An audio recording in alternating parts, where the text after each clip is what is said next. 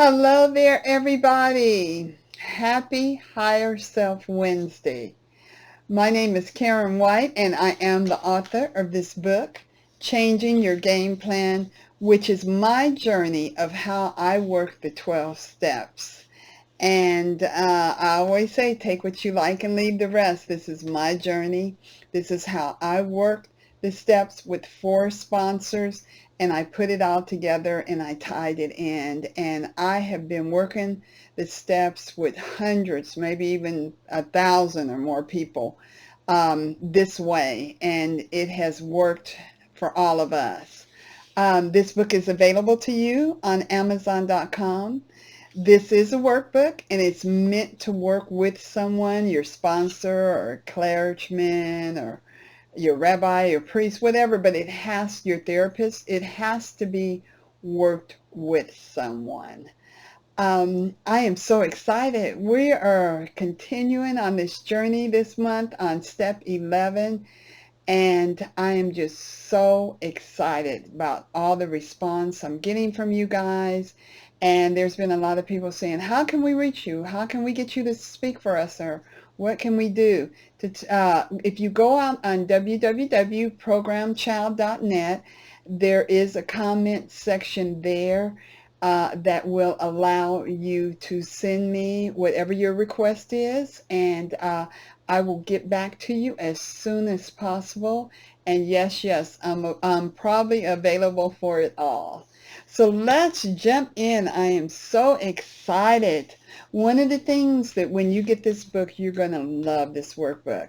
I just broke it down in a detail, every single detail of how my sponsor taught me how to work the steps in my life on a daily basis, and how to build the repetition that I have built over the years that has kept me in this program for 34 years. I came in 1988, and I am a double winner. I'm in both sides. I'm in the non-side of the program, and I'm in the addictive side of the program, so I can talk to you from both sides.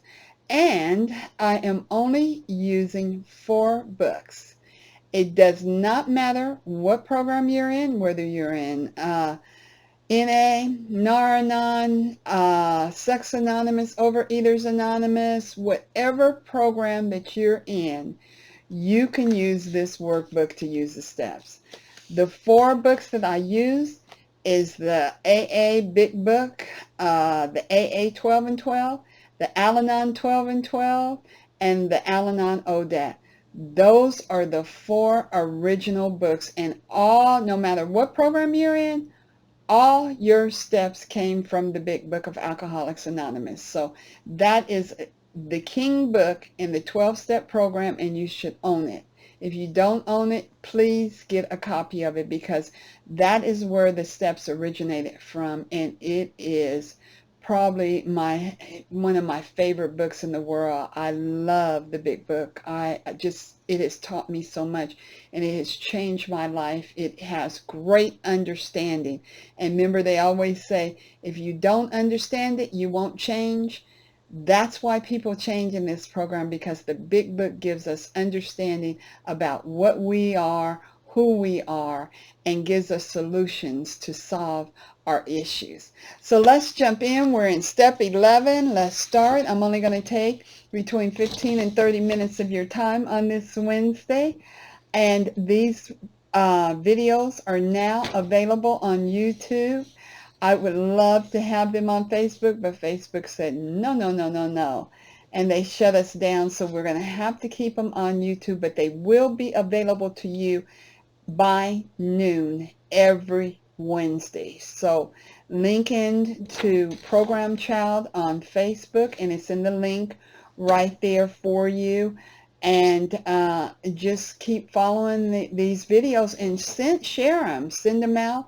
Like the page, subscribe, so that and if you hit the bell, you'll know when the videos are out, because it'll notify you immediately when the videos are out. So let's jump in and let's get started. So one of the things that I love to do is, break down the steps. And so step 11 says, sought through prayer and meditation to improve our conscious contact with God as we understood him, praying only for knowledge of his will for us and the power to carry that out. And the word sought means past tense or past participant of seek, to go in search of, quest of. Thoughts mean despite the fact that. Prayers means the act of making a reverent petition to God. And means a logical operator that returns a true value only if both operands are true. Interesting. Meditation, a devotional exercise of or leading to contemplation. To means in a direction towards so as to reach. Improve means to become better. R means of, belonging to, or associated in some way with. Conscious means having an awareness of one's environment and one's own existence. Contact means connection or interaction, communication. With means in the company of, accompanying. God means my understanding. As means when taken into consideration in a specific relation or form. We means refer to all people or people in general. That means we're no longer alone in these steps. I love the we's, to, us, them, all that. It means no longer alone. Understanding means to accept something as an agreed fact. Him means his or her imperial majesty. And you put all that together and you have a lesson to understand why Dr. Bob and Bill and the first 100 people of this program that wrote these steps for us use these specific words for us. What an understanding you get when you take these steps and you break down every single word of every word in that step. The understanding of it will just become so surreal to you. So let's jump in. We're still in the big book. I'm so excited. I'm on page 87 of the big book. I am in the 3rd chapter. I'm going to continue reading and discussing, and then we're going to jump into the AA 12 and 12 today. So I'm at where it says, if circumstances warrant, we ask our wives and our friends to join us in the morning meditation. I love that because once I start, I get so excited about things that I learn. And this is where the non-anons part comes in for me. Because I get so excited. I want you to have it. I want you to have it. And that's okay as long as you don't push it on somebody else. And that's what put me in the other room, because I was always pushing what I thought that you needed and what I thought you should have.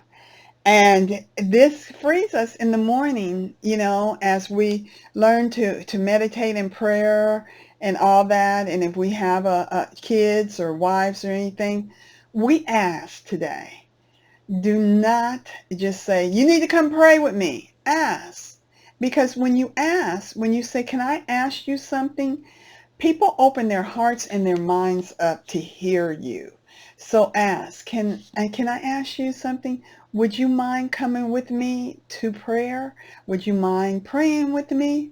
Ask. And you'll see when you ask people things, they hear you. When you just start talking at them, we automatically get this defense up that we don't want to hear. It's almost automatically, it's just like, ooh, it's like a bullet coming towards you. You just go, and the brick wall comes up.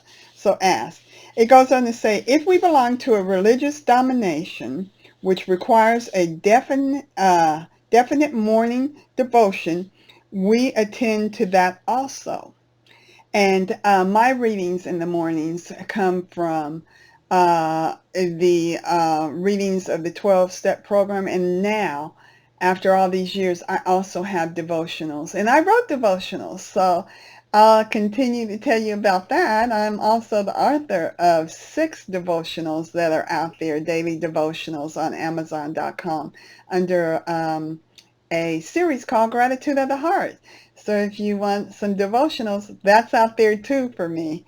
It also says, if not members of a religious body, we sometimes select a memorized or few set prayers, which emphasizes the principles we have been discussing.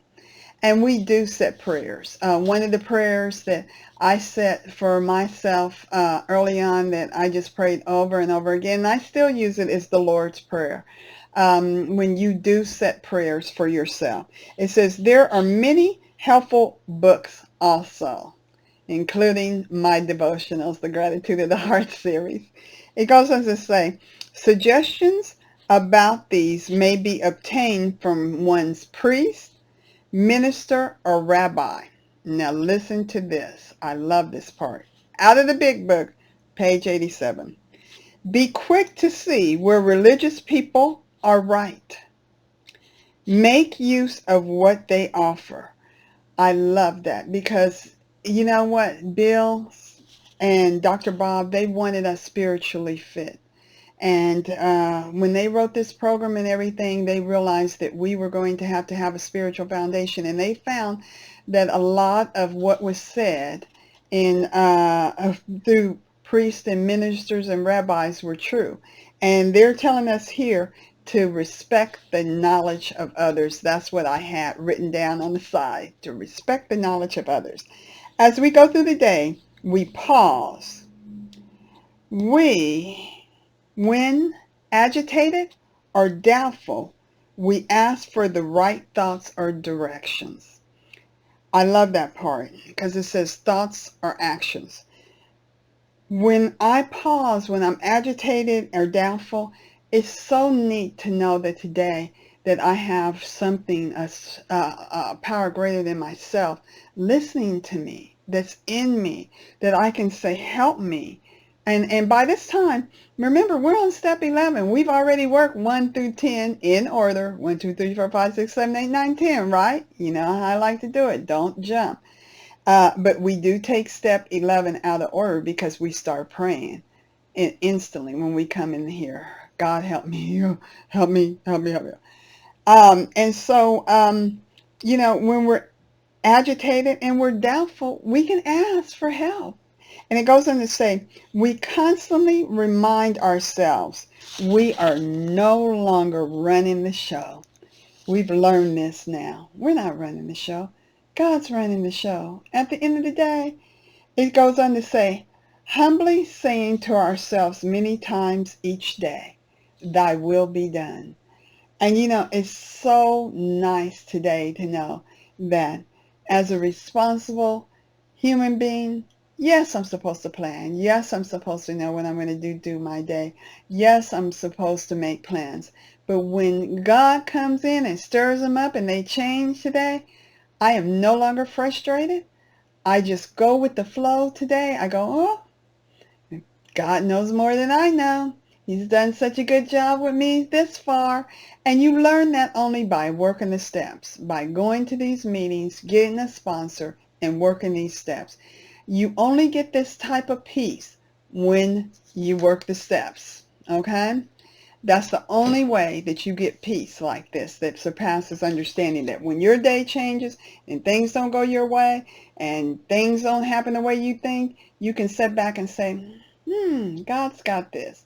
Let me check it out. Maybe it's what's best for me. And it goes on to say, we are then in much less danger of excitement, fear, anger, worry, self-pity, or foolish decisions. Isn't that something? When we can say to ourselves, thy will be done, and release it to God and throw up our hands and flow with the flow of our day and see where it's taking us and go down that path, we are less in danger. It says we are then in much less danger of excitement, fear, anger, worry, self-pity, or foolish decisions.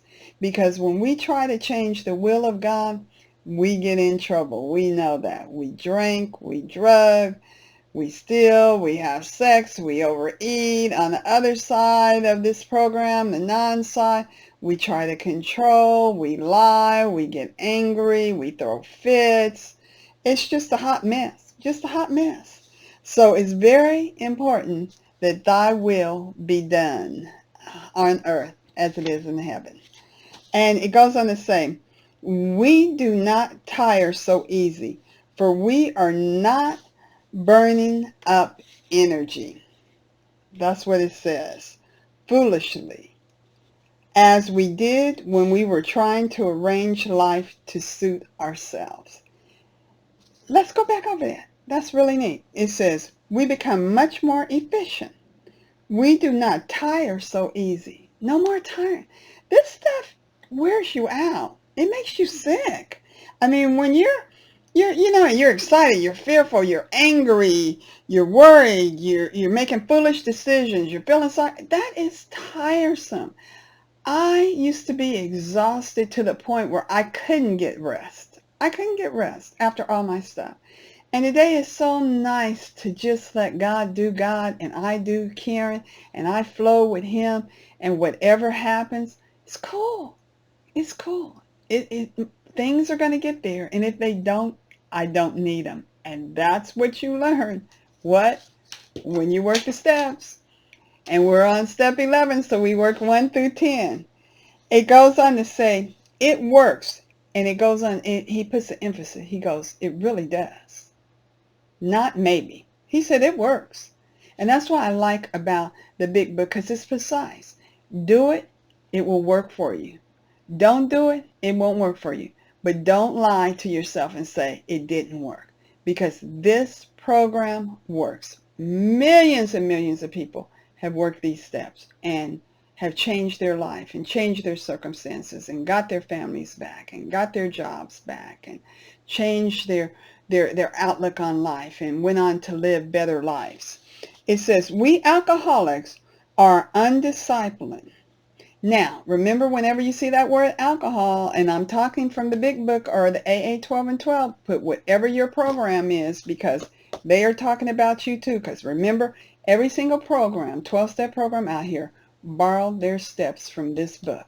So when it's talking about the alcoholic, it's talking about you, no matter what program you're in. It says, we alcoholics are undiscipled. Now, you know I like big words. That's a biggie. So when I looked it up, and in my book, I always circle the big words and then I put the definition. Undisciplined means lacking in discipline, uncontrolled in behavior or manner.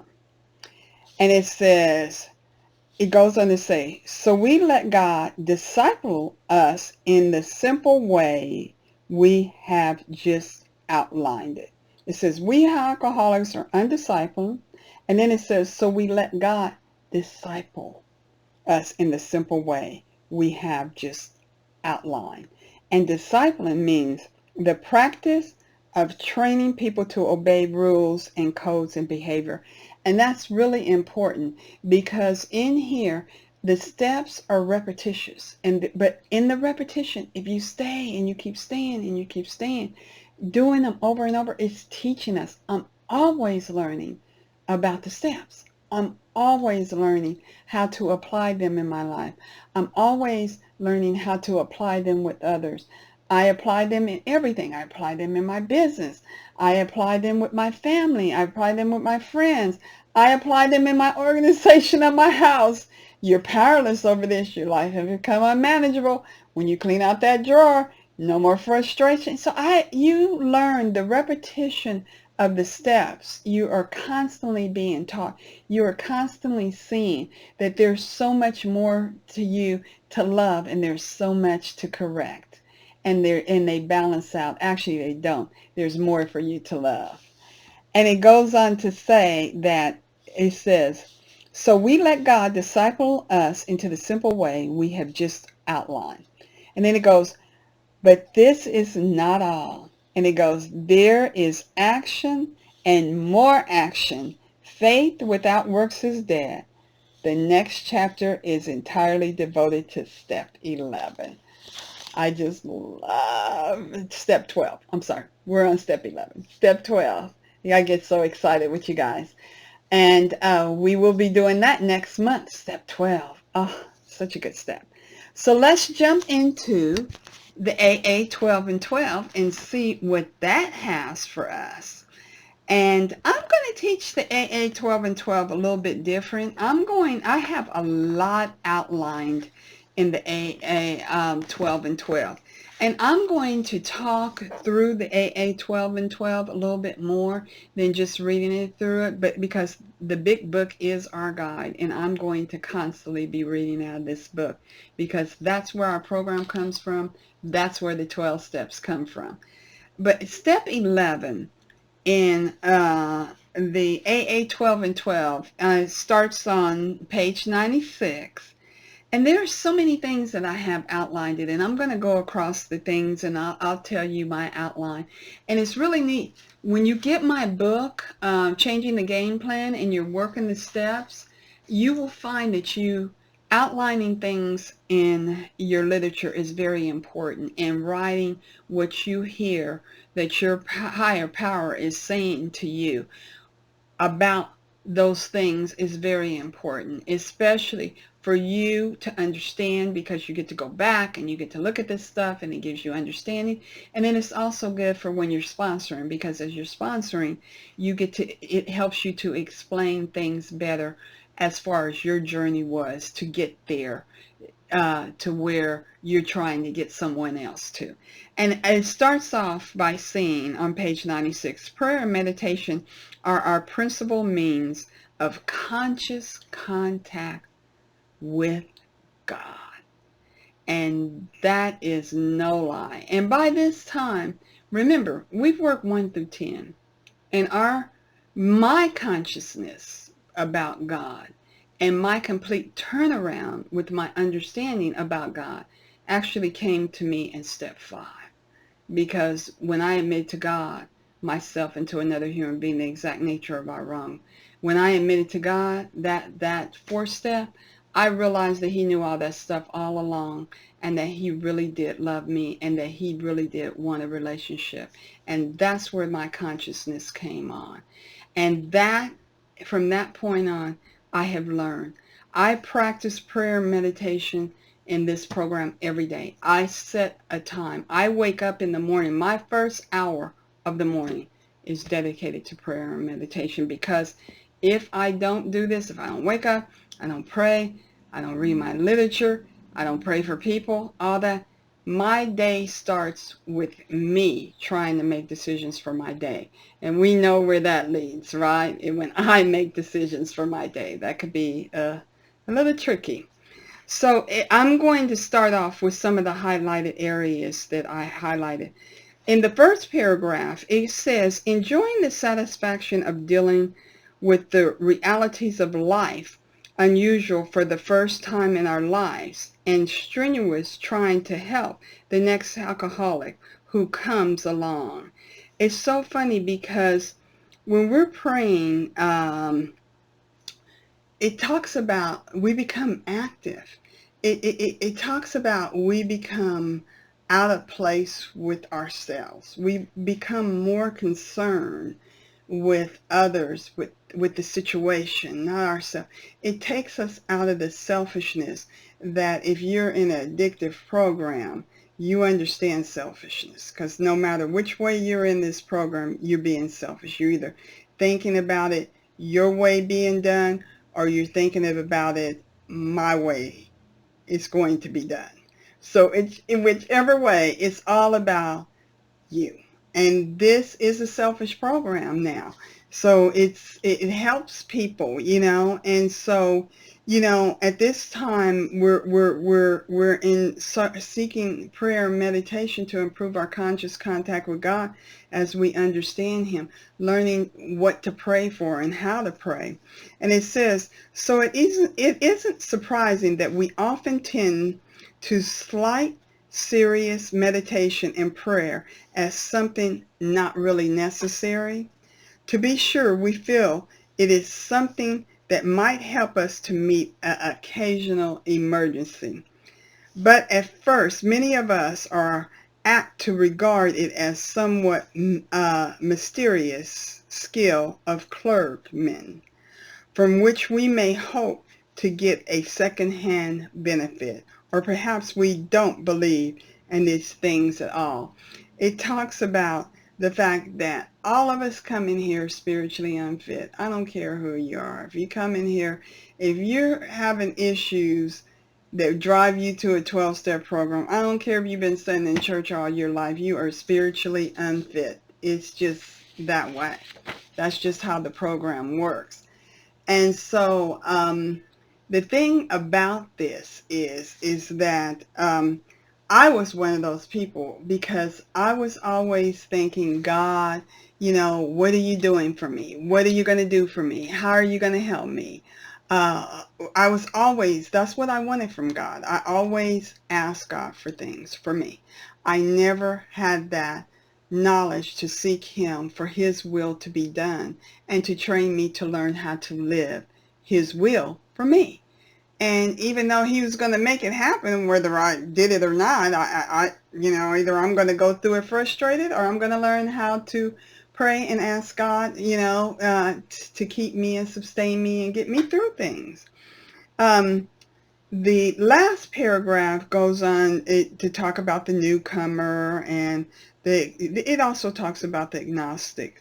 And it says, to certain newcomers and to those one-time agnostics, we still cling to the AA group as the higher power claims for the power of prayer may. And it says, despite all the logic and experience in the proof of it. I love that, because it says, even though, we claim it or whatever, by this time, if you're in the program and you have the right sponsor and you guys are working on this, you are starting to see this prayer at work. Because one of the things that I saw when I came into the program that really convinced me how prayer worked, I had always been praying for help. And this program was that prayer. Even though I didn't know it was going to be through a 12-step program that was going to turn my life around. But in my self-consciousness, I would say all the time, whether I was mad at God or not, I would say, help me God, help me God, help me God. And I love, it says, despite all the logic and experience in proof of it. By this time, we understand the proof of it. It says, we will well remember how something deep inside of us kept rebelling against the idea of bowing before any God. And, that was my thing, being little Miss Karen God. I mean, how was I going to surrender my ways and my thoughts and my actions to a higher power that didn't hear me, because all I did was ask for my way? And when he didn't hear me, I just went on and rebelled and did it anyway, not even understanding the consequences, just like if you're drinking or you're drugging or you're stealing or you're overeating, not understanding the consequences of all that. And, it's by, trying, being disappointed in yourself, trying to get things the way you want to do. It's not working. So what? I'm going to do it anyway. I'm going to get that attitude. And so step 11 on page 97, there's a part that I really, really like. It says, I think it's it's the second paragraph down in the middle where it says, of course, we finally did experiment, and when expected results followed, we felt different. In fact, we knew different. And so we were sold on meditation and prayer. It says, of course, we finally did experiment. And when unexpected results followed, we felt different. In fact, we knew differently. And so we were sold on meditation and prayer. We're going to stop right there, because I really want to pick up right there when we come back next week, so we could really talk about that, because so many times we don't want to try this program, and we have to try it, experiment. with the steps. Just experiment. You will learn so much in experimenting with these steps, and you will be so convinced that they work. You know, don't these rooms are not rooms for you to just go and their therapy. These rooms are for you to go and learn and change and become something different and become all that you are purposed to be, and do the things that you are purposed to do. And so with that, I'm going to close, and I'm going to say to you, keep going to your meetings. Step 11, sought through prayer and meditation to improve your conscious contact with your God as you understand Him. And get in these rooms, get a sponsor and get someone to help you get through these steps. Read your literature and get healthy. Blessings over you today, great people. See you next week.